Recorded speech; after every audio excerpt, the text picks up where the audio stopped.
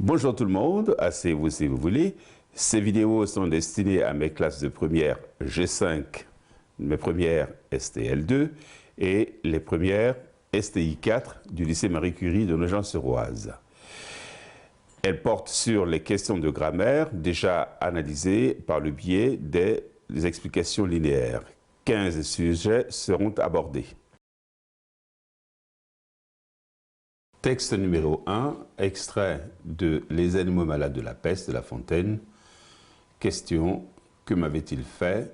Nulle offense. Il s'agit du vers 27. Le sujet, étudier l'interrogation dans ce vers. Comme on peut le noter, il s'agit d'une interrogation directe, visible grâce aux 3 indices classiques, à savoir le mot interrogatif, l'inversion sujet-verbe et enfin le point d'interrogation. On note par ailleurs qu'il s'agit d'une interrogation partielle rendue par le mot interrogatif que. La question porte en effet seulement sur le complément d'objet direct. Du point de vue de l'interprétation, que peut-on en dire?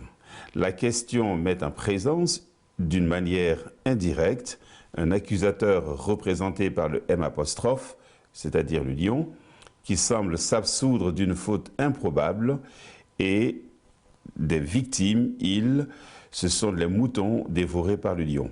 Il s'agit en outre d'une question rhétorique, puisque la réponse s'impose d'elle-même, et elle est nécessairement posée par les lions, nulle offense. Texte numéro 2, extrait de La cour du lion. Ne soyez à la cour, si vous voulez y plaire, ni fade adulateur, ni parleur trop sincère. Vers 34-35. Et le sujet qui vous est proposé est le suivant. Étudier la négation dans l'extrait. Assez rapidement, on identifie la forme de la phrase. C'est une phrase négative, d'une part à cause de la double négation rendue par les conjonctions de coordination, ni, et d'autre part, l'adverbe de négation ne. C'est une négation totale dans la mesure où elle porte sur l'ensemble de la phrase. Sur le plan interprétatif à présent, on peut le noter, la négation permet aux fabulistes d'exposer à destination des courtisans, représentés par le pronom « vous », non pas l'attitude à adopter à la cour, mais celle qu'il faut absolument proscrire. Le conseil est renforcé par le choix de l'impératif « ne soyez » versus « soyez ». Le choix de la négation, enfin, peut traduire le légendaire regard pessimiste que porte La Fontaine sur la société de son époque. Texte numéro 3, les membres et l'estomac. Le sujet est le suivant, analysez la phrase du vers 5. S'il a quelque besoin, tout le corps s'en ressent. Comment analyser cette phrase? Il y a un premier constat que l'on peut faire. Il s'agit d'une phrase complexe, rendue d'une part par la présence de 2 verbes conjugués, avoir s'il a quelque besoin, sans ressentir, ici, verbe 2 sans ressent.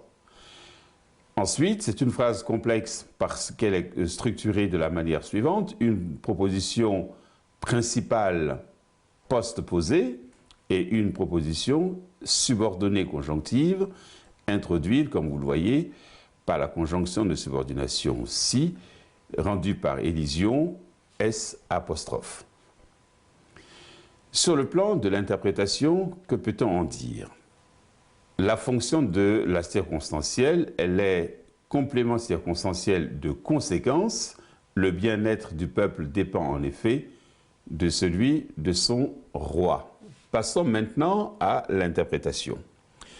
On observe un recours à l'anastrophe avec l'inversion de la place des propositions. La norme serait proposition principale plus proposition subordonnée. L'auteur met donc l'accent sur la place vitale de l'estomac, représentée par le pronom personnel « il » par rapport à tout le corps, périphrase pour désigner le peuple. Il y a donc une antinomie entre la syntaxe et le contenu. En effet, la proposition principale concerne le peuple alors que la subordonnée rafferme la position du roi.